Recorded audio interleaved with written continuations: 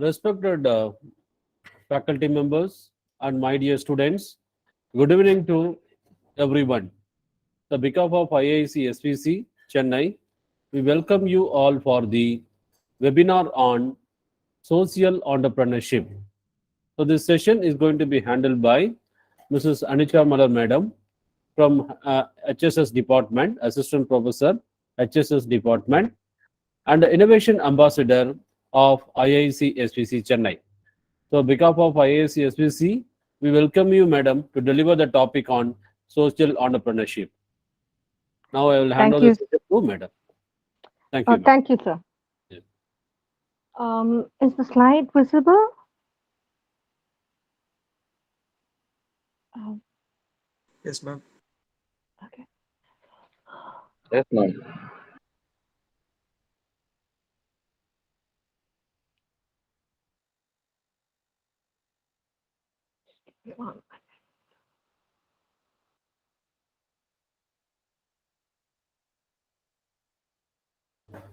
Screen is not visible, ma'am. Just 1 minute, sir. I'm Yes, ma'am. changing, sir.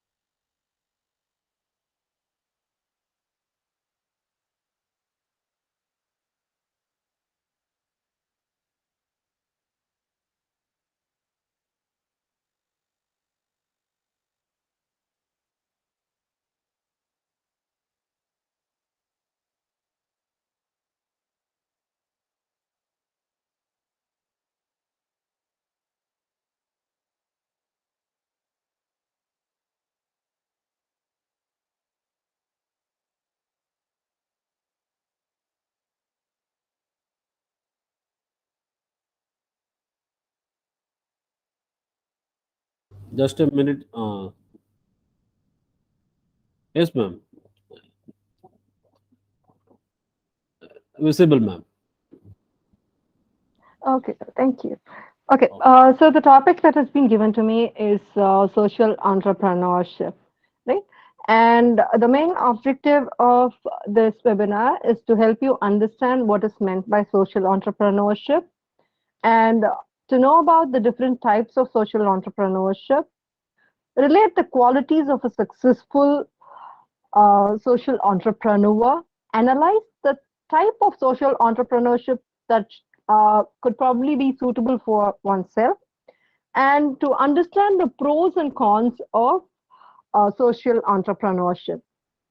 Right? Um, I hope it's visible. Is the audio? Are you able to hear the audio? No, ma'am. ma'am.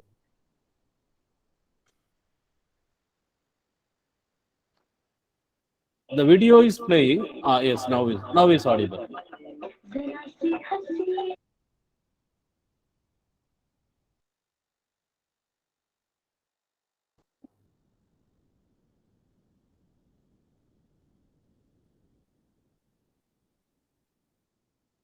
Not audible, ma'am.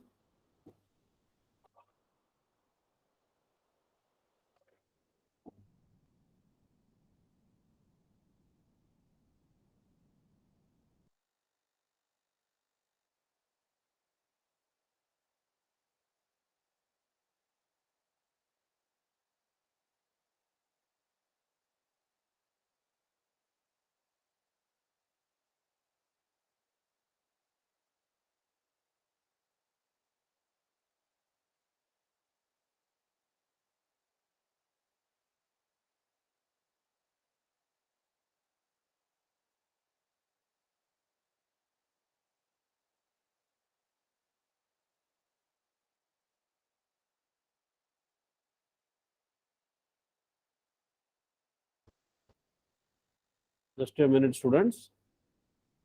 Some network issues. So, madam will join quickly.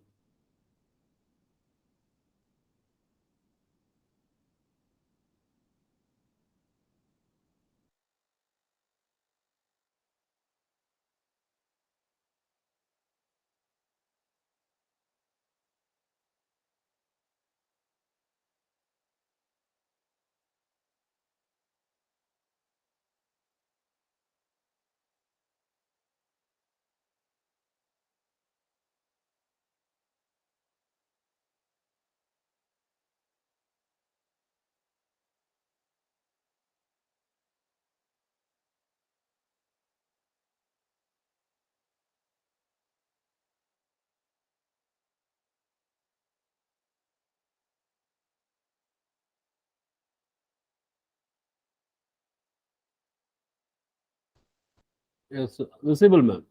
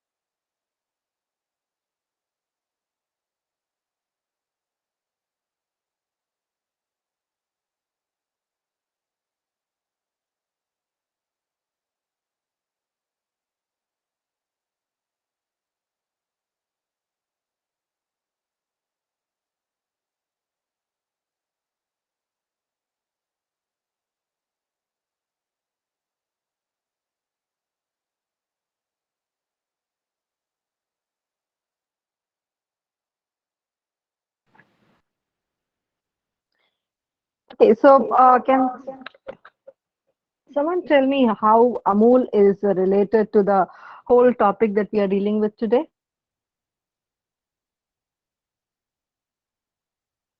It will be really nice if someone can respond. Okay, probably we can come back to that but later.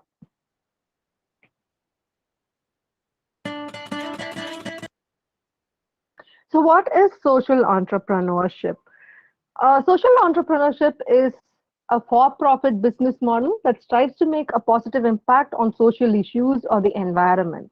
Right? It is the process by which individuals, startups, and entrepreneurs develop and fund solutions that directly address social issues.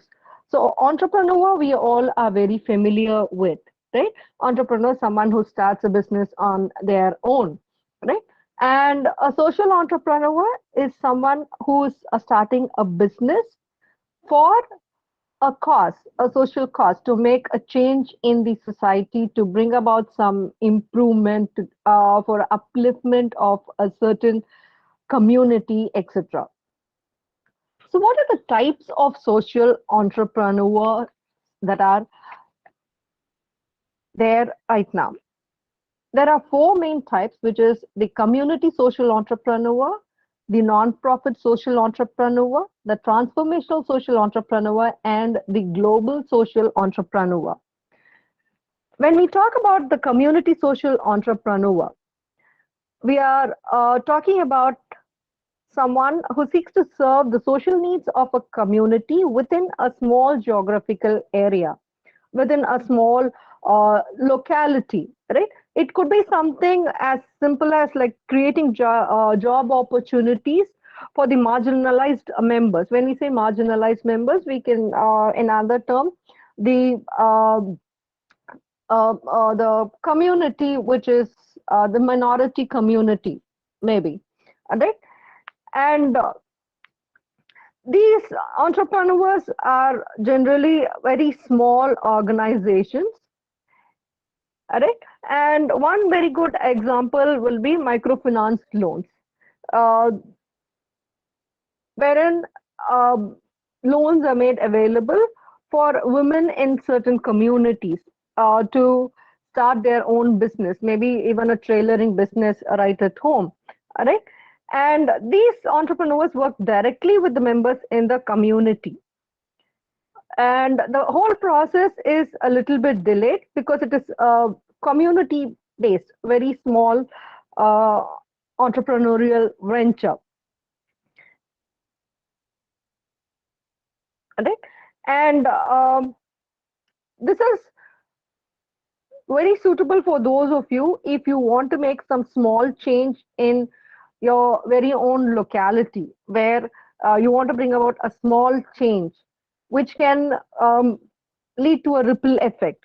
The next one is the non-profit social entrepreneur. It focuses more on social, non-material gain. Here, we are talking about where the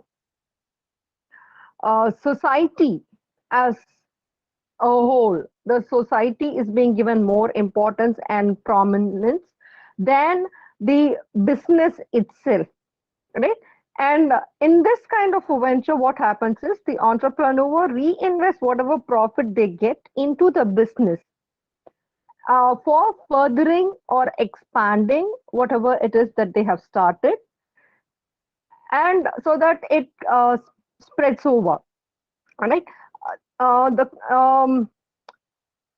These are companies and organizations that choose to use their power for social good.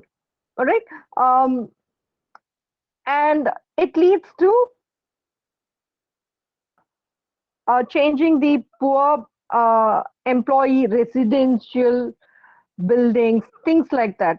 More to do with the people, the society, the way they live, rather than the business itself, right? And the next one is the transformational social entrepreneur. Here, the focus is on creating a business that can meet the social needs that the governments and other businesses aren't currently meeting. Sometimes it's not possible for the government to take care of everything, look at all the minute details. So, what these transformational social entrepreneurs do, they take up the responsibility and they spend the time to bring about some change in the community, and they address those causes that the government and other private organizations have not addressed yet.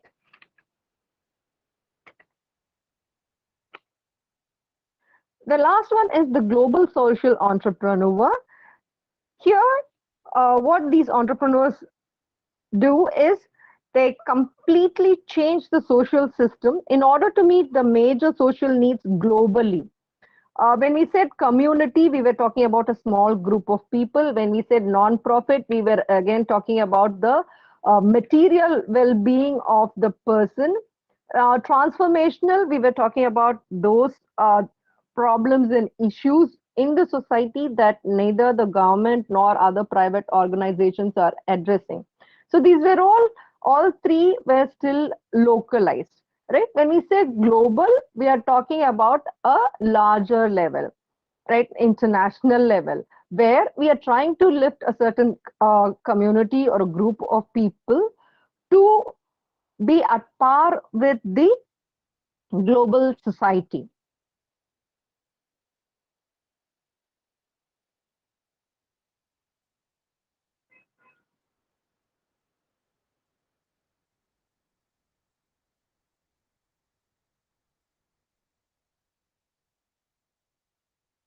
So, what are the characteristics or qualities that make a successful social entrepreneur? The things that are very essential is to have a deep empathy, a bit of innovation, someone with a very systematic view and a sustainable approach, and involving change makers. Right? When we say deep empathy, we are talking about understanding the problem as if it were your own, right? You do not think like the other person, but you be that person. When we are talking about innovation, we are talking not only the innovation in the idea, but innovation in the entire planning, right from the root cause of the problem to the solution of the problem. We think about innovative, creative ways to bring about some solution and change. When we're talking about systematic view, we are talking about someone who looks at all the possible avenues that are there, right? And someone who works with an approach to make sure that the change is not something temporary, but something which is very permanent, and someone with a very steady mindset. The next one, when we are talking about a sustainable approach, here we are not just talking about the financial layout alone, but we are talking about the planning, the goal setting, and everything that goes with achieving the goal, the mission, the vision, everything. And the last one, when we are talking about involving change makers, we are talking about identifying and engaging the local people, the community, people, identifying those who share the similar vision as us. Because when more people with a similar vision, similar goal work together, then definitely the entrepreneurial venture is a very successful one.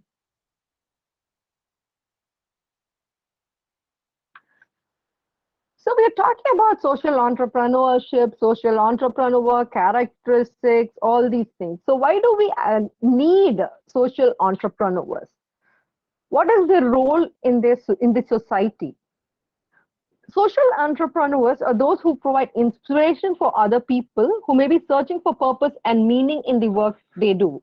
Sometimes some of us get burned out, right? We do not like the regular thing that we keep doing. It looks monotonous. We want some change. We sometimes we say, "I've lost the purpose." All right. So what these people do, they provide us with inspiration, and also they provide us with products and services that make a social change and help the people who use these products and services, right? So we need the social entrepreneurs to inspire us, to make our life more lively and exciting, something that we look forward to.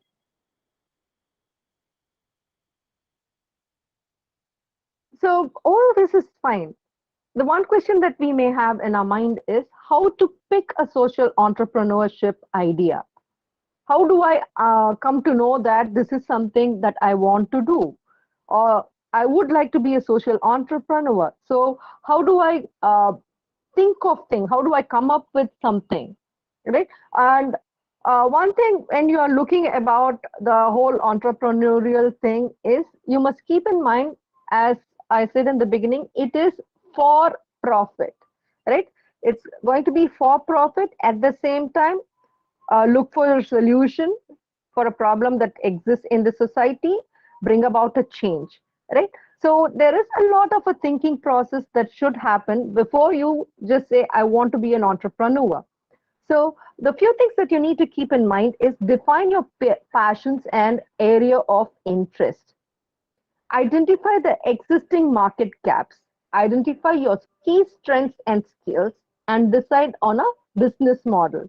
When you're talking about defining your passion and areas of interest, you need to know whether you firmly believe in the change that you want to bring about, right? And if you firmly believe that you want to bring about that change, then you must also be very sure of how interested you are in bringing that change, how much you're willing to work to bring about this change. Because passion and interest is what drives us to achieve goals, right? So first define your passion, what you're exactly passionate about. And if the passion is uh, something that is sprung off from the interest that you have, right? The next thing is identifying the existing market gaps. So it is very important that you do not just simply start something that already exists. If you're going to start an entrepreneurial venture, then you must understand the market. You must make a study of the market. You should see if there are going to be buyers for whatever it is that you plan on selling, right? Then next important is identify your key strengths and skills. Why should you first identify your key strengths and skills? Because as an entrepreneur, you are not just going to be the boss. You're not just going to be sitting in some place and just getting people to do. Only when you identify your strengths and skills, you will be able to put yourself in various uh, profiles and get things speeded up. Also, after you have identified your strengths and skills, when you are looking for those change makers in the society, because you know what are your weaknesses and what are the skills that you lack in, you will try to identify people with skills which aren't your strengths, right? And you will choose people accordingly. And when they share the same vision and you come together, definitely your venture is going to be a very successful one. And when you have done all that, then the other most important thing is you will have to decide on a business model. When you say business model, what do you mean? We are talking about uh, how you will monetize your idea, meaning how you're going to make it profitable. And there are about 9 business models, right? So you need to make sure that you choose the one that you would like to follow, because only after you define the model that you want to base your business on, you can go about the structuring of it, right? So let me quickly go through the 9 models. The 9 models are the entrepreneur support model, the market intermediary model, the employment model, the fee for service model, the low income client model, the cooperative model, the market linkage model, the service subsidization model, and the organizational support model. Right? Depending on the entrepreneurial venture that you are working on, all right, you need to choose the most appropriate model, right? And only then it is going to be a very successful one, a feasible one, a possible one. So some of the social entrepreneurship ideas, right? Just to go about with things. You may have a few friends of yours who are already doing it, right? People who are working on designing as in mugs, making crafts, right? Making personalized greeting cards, things like that. So those are also entrepreneurship ideas. A few other entrepreneurial ideas are crowdfunding, baking for a cause, conflict-free or fair trade goods, educational travel, employment services, crafting for a cause, micro-lending, sustainable housing and development, mentorship or funding for entrepreneurs in developing countries, diversity and inclusion initiatives in the classroom, and a cooperative marketplace. When you are talking about crowdfunding, what is it? It's a way for businesses to raise money for a cause, right? Uh, Usually for a socially conscious organization like non-profits, right? So what small business can do is launch crowdfunding ventures independently, and they can start to donate money afterwards or partner with specific groups before you begin with a campaign. Baking for a cause. If you are a very good at cooking, right? Here it says baking, but it can be anything, right? Cooking. So if you are very good at it, as the name talks, right? So you could start doing something and you can sell it from home, right? And in this particular type of entrepreneurial venture, the barriers are very low because you're going to start up very small. You will know your limitations, and accordingly you will be going, right? And the conflict free or fair trade goods, here what we do is it is a more complex one, right? What it requires is it requires extensive business knowledge, and you also require connections from organizations which will help you at every step of the process. Right? So if your business has a capacity to manufacture and manufacture something, then you will need people at various places like legal opinion, copyright, all those things, right? Here, and that's how you could uh, go about it if you are into manufacturing or producing some kind of a good. Moving on to educational travel. So what it involves is having hands-on learning experiences that broaden the perspectives and help people understand different world views. All right. So what it does is it involves understanding the various environmental, economic, and social circumstances in countries that contribute to your business, and it allows you to create genuine connections and ethically structure your operations. So educational travel is also a very good social entrepreneurship idea where you learn by traveling to various places. The next one, the employment service, is a venture where you assist people with employment, with seeking employment, right? So when you're talking about employment, it is to do with writing a resume, giving them some training of some sort, conducting some mock interviews, and also doing an analysis to find if what kind of job will be suitable for that person. So that is all. That is called the employment services. The next one, crafting for a cause. This is something similar to baking for a cause. There we were doing some edible thing. Here we are talking about crafting. So this can involve wood, metal, anything. Here you're going to be working on something, all right? Do it yourself project, and then selling the product that you end up making, right? And this venture involves, again, very less investment, right? And it need not be on a very large scale either.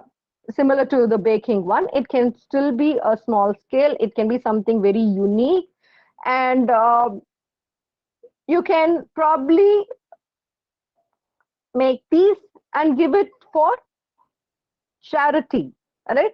Where your product may be auctioned, and the one that gets the gives the best price gets your product, right? The next one is the micro lending. Here we are talking about lending people small amounts of money, right? uh, you may ask that there are many private banks and public sector banks that are already doing it. So why should I start micro lending? As you may already be aware of, all these micro lending, all these other organizations, they require a lot of paperwork, right? They have a few set of the minimal requirement for someone to meet in order to avail a loan. So here we are talking about a small amount of loan. All that they may need is maybe 500, 600,000, 2,000, very less amount. And they may not have all the required documents, maybe permanent address, like your uh, gas bill, Wi-Fi bill, or a bank passbook, all these things. All they may have is maybe just their Aadhaar card. Typically, we are talking about migrant workers, all right? So you can start a micro lending where after doing an extensive, where after doing some kind of a research on the background of the person, you can lend small amounts and then uh, do a rotation kind of a thing, right? a small amount of loan. So loan obviously means you get some kind of an interest. So you can choose to either keep the interest and just keep rotating the money in the principal alone, or you can reinvest the principal and the interest you get and keep going with it, right? The next one, sustainable housing and development. Here we are talking about real estate, right? People who are already in the real estate business, where they decide to build housing for people who've been affected by natural calamities, right? Uh, the next one is mentorship or funding for entrepreneurs in developing countries.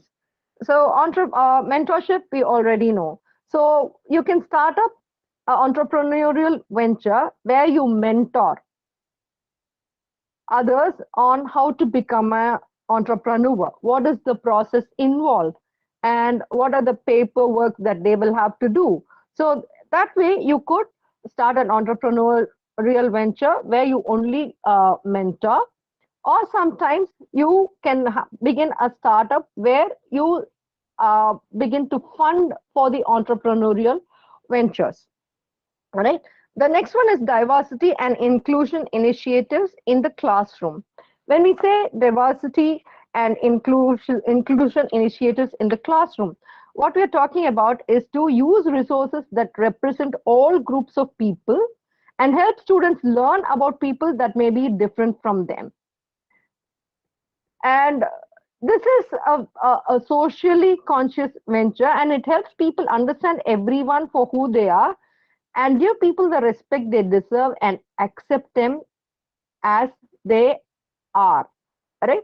um, Sometimes we have this, isn't it, like the urban and then some the village people, like Tamil medium and the English medium.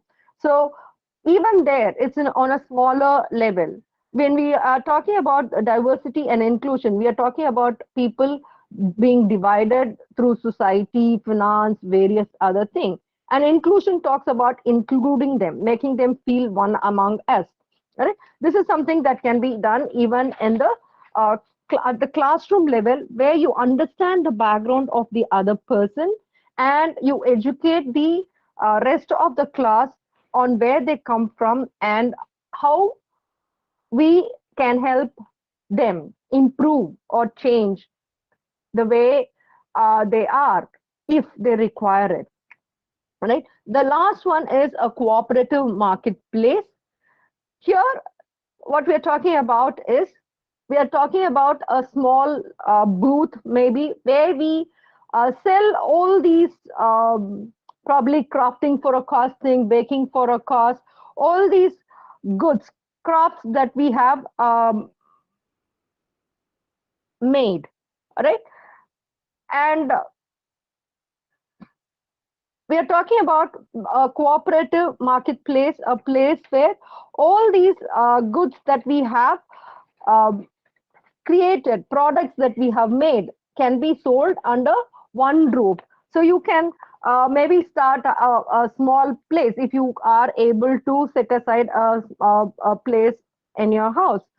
If it's an independent place, then probably you can set aside a small booth in front of your house and you can lease it or rent it for people who would like to um, sell their products, because they may be living in apartments or they may be living outside the city and they may need a place in the city, and they may not be able to rent any of these bigger areas. All they may require is a small place, a limited time, all those things. So you can start a cooperative marketplace, right? These are all just a few entrepreneurial ideas to let you know the possibilities that you have, right? There are many more, and depending on, as we saw on the previous slide, the passion and interest, there are much more that we can do.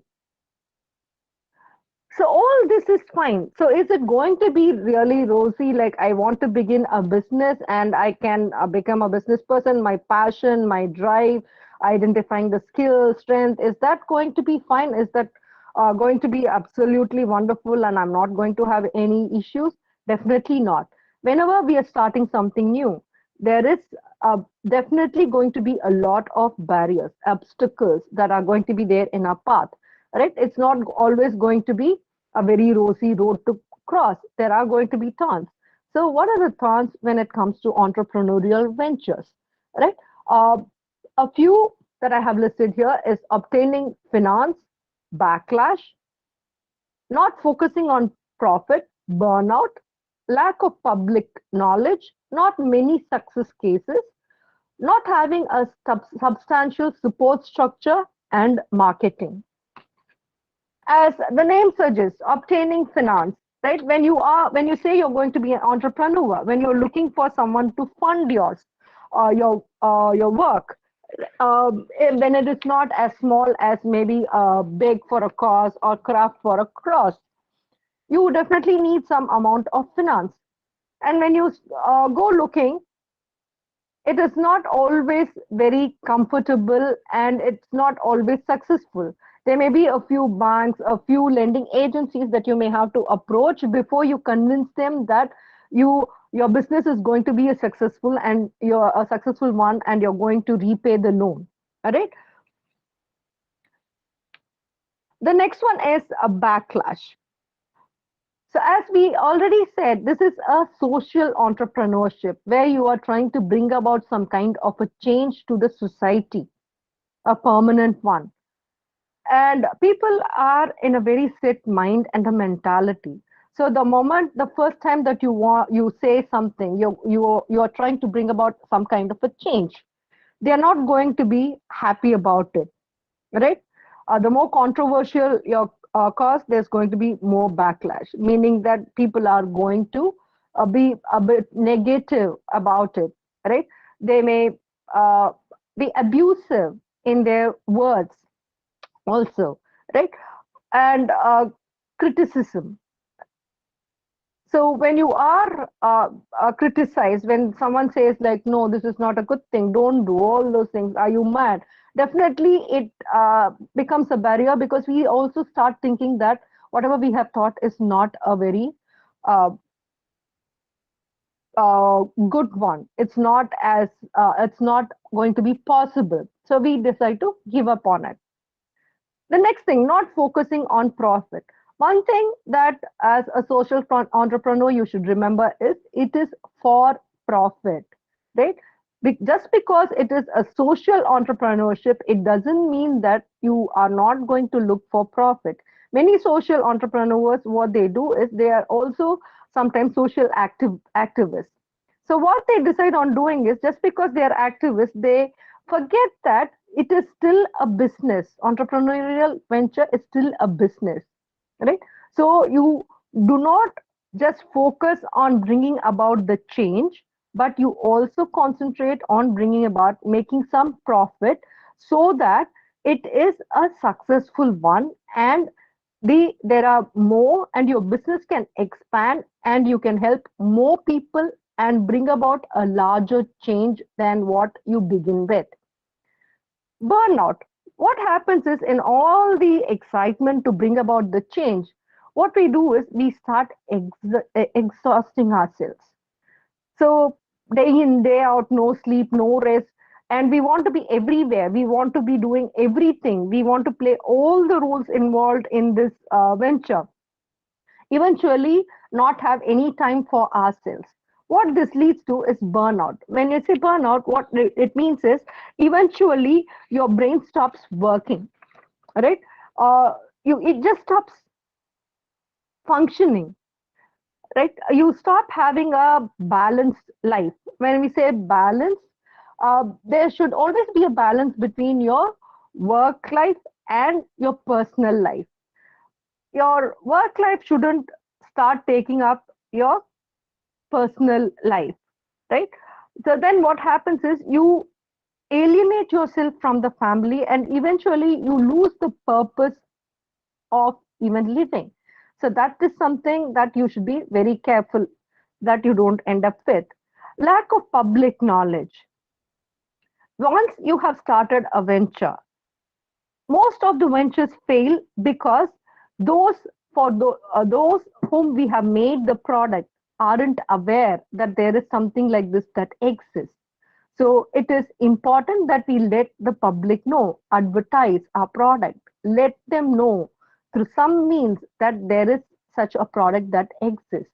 Because when they do not know that such a product exists, definitely they are not going to go buy your product. And when no one buys, eventually loss, and you do not want to uh, continue with the business anymore. Obviously, because there is no finance, right? And not many success cases, right? This was probably in the past, maybe, right? When you do not hear about a lot of entrepreneurs being successful.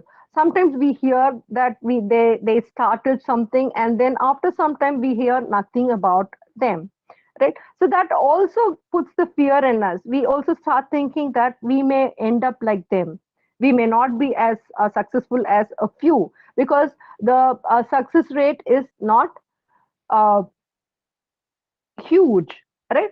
That is probably because we haven't made very thorough research.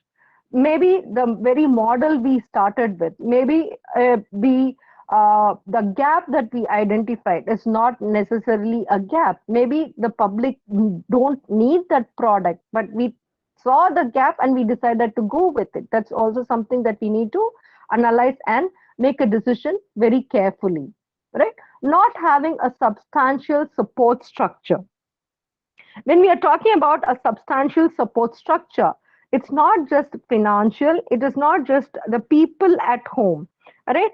When we are talking about a support structure, we are talking about the support from the government, support from the people around us also, not just finance, not just the physical presence, but also support from the government. When we are not much aware of the support that is available, right? And as much as we would like for it to be, definitely that becomes a barrier. The last one, marketing, right? Marketing is not something that's going to be easy. There are times when you have discovered that there is a gap and that is a product that is very much required for the society. But still, if you do not have any idea on how to market it, how to make it sell, then definitely it's going to be a barrier, because you have made a product, you know there is a requirement, but you do not know how to get it to the people who need it, right? So this is another barrier that probably entrepreneurs face. So here we saw about the various barriers to uh, being a social entrepreneur, right? In the next few slides, I'm just going to show you a few social incubators in India that are helping startups and social enterprises, and they each one again works or helps a certain group of entrepreneurial venture, right? The first one is Unlimited India. Uh, they help entrepreneurs who promise good results and have a potentially social impact, right? They offer both financial and non-financial support from step one to the final step. Belligro is another one of them. They, as their logo logo can give you an idea, they are into agricultural entrepreneurship, right? Anything to do with agriculture.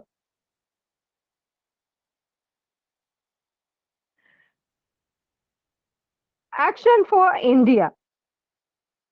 It has to do with, it helps entrepreneurial venture that is related to technology, mentorship, and how to get in touch with government agencies, all these things.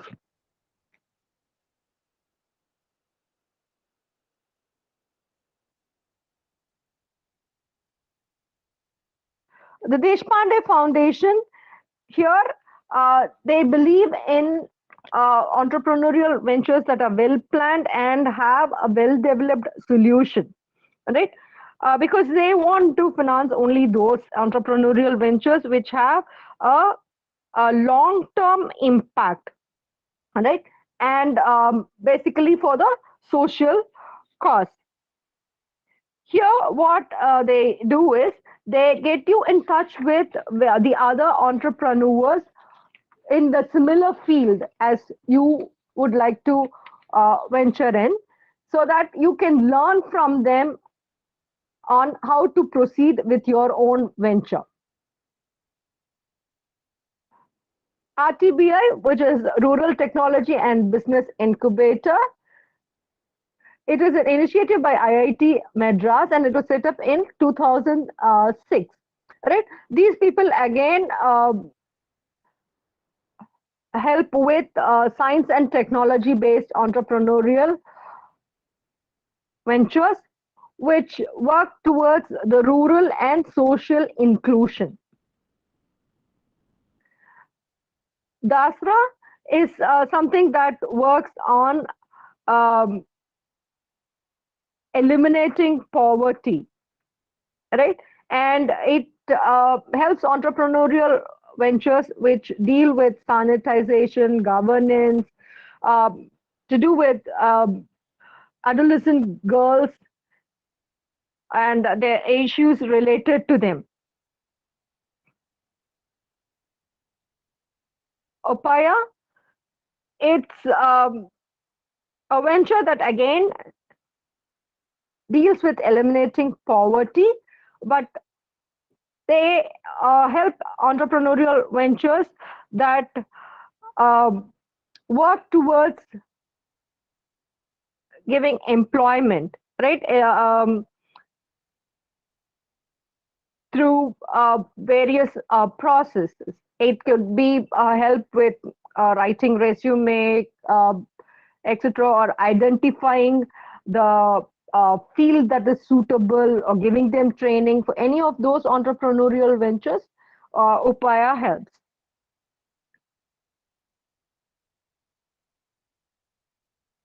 Innovent, as the name suggests, it concentrates on investments that do with innovations, and here they support entrepreneurial ventures that concentrate on changing the lives of low income people in the low income markets in India.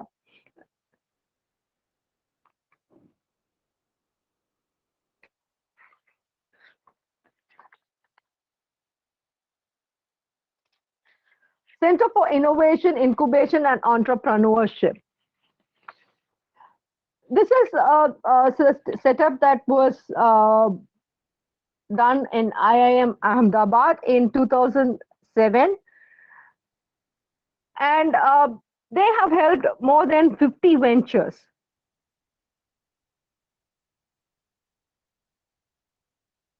The next one is the Khosla Lab. This is an incubator based in Bangalore.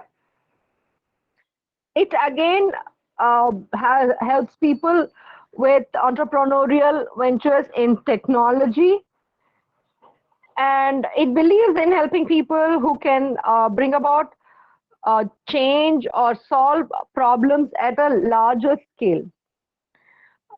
They also help you with financial inclusion. They help you with, in case you are interested in cloud technologies, mobile payments, etc. They help you with such ventures. The last one is the Marico Innovation Foundation. It was established in 2003.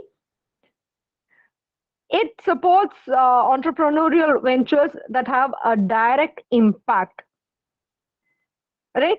And the such direct impact ventures are ventures that have to do with renewable energy, waste management, employability, livelihood, and healthcare. So these are just 11 incubators that I came across. There are many more, and there are many more even government based startup and entrepreneurial support that you can get if you are interested in. So coming to the defining milestones in India's social entrepreneurship, right? So what are the most important years or dates? If you remember or recollect, I started with Amul, advertisement for Amul. Amul was a social entrepreneurial venture. It was a cooperative social entrepreneurship, which started in 1946 and established in 1950. As you already know, it basically started with just selling milk, helping those people around Vadodara to sell their milk products. Now they have moved on to many other dairy related products, chocolates, lassi, so many other things, right? The next most important one is the beginnings of Fab India. So what does this Fab India do? It has to do with marketing of diverse craft traditions of India, right? So this is another venture which marks a very important period. The next one, founding of Ashoka, right? Founding of Ashoka, what it did was it laid the foundation for the concept of social entrepreneurship around the world, and it started working in India around 1981. So what do these people do? They work to launch, refine, and scale high potential ideas for low income markets.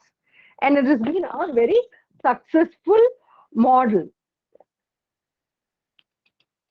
And they have worked with more than 350 innovators who have worked to find solutions in various diverse fields. The next one is the establishment of Silco Solar. Why is it very important? It is important because what they did was they did away with the myth that sustainable technologies is not possible for a low income group, right? They resolved it by not just creating low cost solar solutions for lighting, water pumping, and computing, but they also provided a complete package of product, service, and consumer financing through Gramina Bank, cooperative societies, and microfinance institutions. So they not only manufactured goods, but they also saw to it that they help people make use of it by helping them with getting financial aid and support. The next milestone is in 2001, which marks India's first impact investments.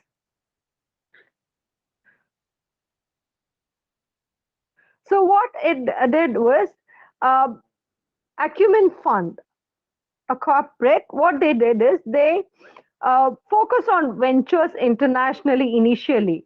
And in 2001, they brought it to India. So their very first venture is Aravind Eye Hospital, right? So all of us are very familiar with Aravind Eye Hospital, right? So many branches. So they helped Aravind Eye Hospital making a big name. The next one is the social entrepreneurship reaches Indian university. When we are talking about social entrepreneurship reaching Indian universities, what we mean to say is till 2007, Even the universities did not have a master's program in social enterprise. Right? It is only in 2007 that universities uh, changed their syllabus and they brought about something called a master's in social entrepreneurship or enterprise. Introduction of events that fostered the social enterprise ecosystem. That happened in 2009. So the Sankalp Forum's annual summit in 2009 was the very first event. What did they do? They brought about uh, a community of people, right? Where they brought together the stakeholders in the entrepreneurial venture, which involved not just the entrepreneurs, but investors, experts, and also development partners to review the progress made within the sector and to help in making the path for future continued success. The last and the most important one is passing of the Companies Bill in 2013. So why is it uh, very important? What it did is it made it mandatory that 2% of the profit spent on the CSR activities is something that was done away with, right? So um, what the new bill did was it gave an opportunity for Indian corporates to uh, help and support a few social problems that the government has been unable to resolve satisfactorily. So these 8 dates or years mark the very important milestones in the social entrepreneurship in India. So next, I would like to just tell you about a few social entrepreneurs in India and what they have done. Okay, this is Urvashi Sahani. She is the founder and CEO of Chef Study Hall Education Foundation. What this organization does is it offers education to the most disadvantaged girls in India. And it has worked with over 900 schools and changed the lives of over 1,50,000 girls directly and 2,70,000 girls indirectly. Right? She was awarded the Social Entrepreneur of the Year award in 2017.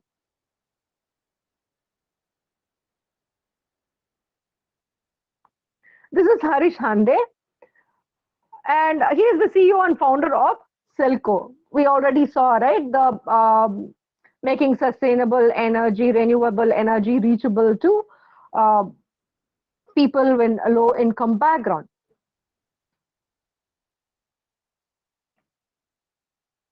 And he's made more than 120,000 installations possible and was instrumental in opening 25 operational retail and service centers just in Karnataka alone. This is Jero Bilmoria. She is the one who started the child health line. She was the one who's behind this, starting the child helpline. It aims to provide health care, police assistance, etc. to children in the street, like orphans who've been just left on the street to fend for themselves. So she started the child line. This is Anshu Gupta. He was born in a middle class family and he was instrumental in founding Goonj. So what is Goonj? It is a social enterprise that collects used clothing from urban crowd, and it sorts and whatever has to be mended, stitch. That is, they do it, and then they distribute the collected clothes to the needy and the poor. And they've been uh, a part of the people that helped during the calamities, natural calamities in Gujarat, Tamil Nadu, and Kerala in the recent past.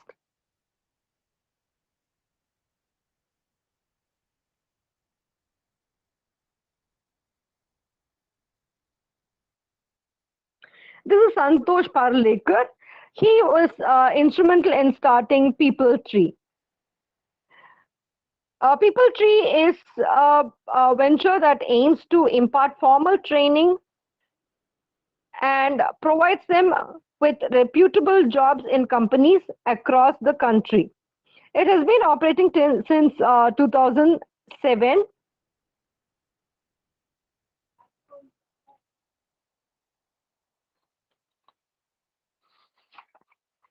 This is Sumita Goshe. She is the founder of Ashoka Changemakers, where we saw they believe in promoting craftsmanship of all kinds. This is Ajaita Shah. She works with a mission to empower rural India. She is the founder and CEO of Frontier Markets that supply solar energy powered products to rural India with a very affordable cost. The last one is Trilochan Shastri. He's the founder of Association for Democratic Reforms, an organization that believes in scrutinizing the election procedures in India. Right? Uh, he was a professor in IIM Bangalore, and he was upset with the way things were happening. So that's when he started this.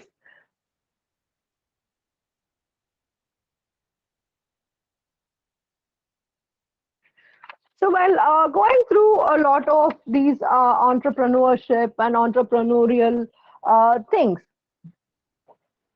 I came across a few videos. One such is The True Cost.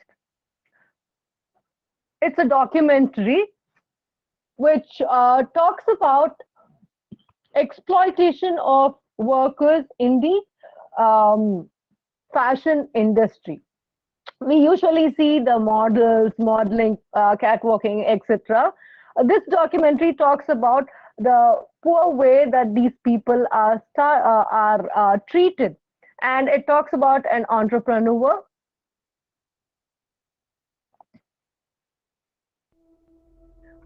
Um,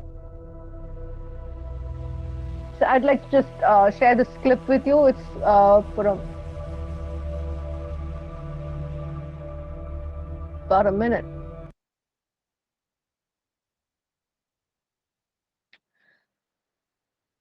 So in 2013, there was a disaster, Rana Plaza disaster. What happened is here, many people, many workers lost their lives, right? And that was not just one incident, right? There were many other issues, the way the people were forced to live in, right? And the environment, everything. So he talks about all those issues, right? And he talks about the human rights issues. He talks about um, uh, uh, how a lot of social entrepreneurs have to try to build a better supply chain, how that can be done so that everybody gets to live a decent life. The next video that I came across is Catching the Sun. Five, four,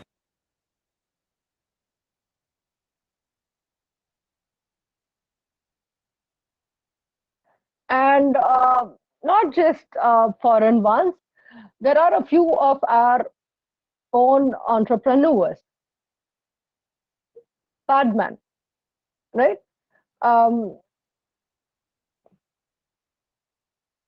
I'd just like to share a few minutes of his speech where he talks about how his whole venture started and where he talks about the difficulties he faced. Right? This just goes to show that you need not be someone very well educated.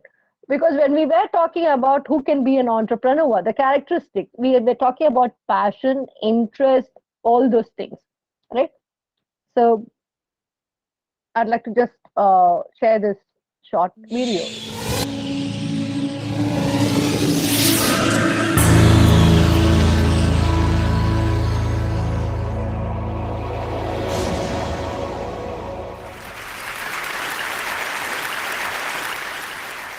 So I try to do a small good thing for my wife, makes me to stand here. The fame, the money I got out of it. So what I did, I gone back to my early marriage days. No, what you did on the early marriage days, you tried to impress your wife. I did the same. On that occasion, I saw my wife something carrying like this. I'm so, what is that? I asked. My wife replied, none of your business. Then being husband, I ran away behind her. I saw a nasty rag cloth. I don't even use that cloth to clean my two-wheeler. Then understood she is adopting that unhygienic method to manage her period days. Then immediately asked her why you're adopting that unhygienic method. She replied, I also know about that, but myself and our sisters, if they start using that, we have to cut our family milk budget. Then I shocked, what is the connection between using sanitary pad and milk budget? It is called affordability. I tried to impress my new wife by offering a packet of sanitary pad. I went to a local shop, I tried to buy a sanitary pad packet. That fellow looks left and right and spread a newspaper, roll it into the newspaper, give it a banned item, something like that. I don't know why. I not asked for a condom. Then I took that pad. Then I want to see that. What is inside it? The very first time at the age of 29, 30, I'm touching the sanitary pad, first ever. I must know how many of that guys who touch the sanitary pad. They are not going to touch that because it's not your matter. So in this video, he goes on to talk about the whole beginning, where the idea started, the entire idea started, and all the troubles that he had to go through at each step, how he overcame it. And finally, he concludes that the machine which was required to manufacture the sanitary pads, which cost millions, he does not stop with finding a solution to the problem, but also he looked at it from all the angles to ensure that everybody, it can be made affordable, not just the product alone, the production even. And he concludes it by coming up with his own invention. These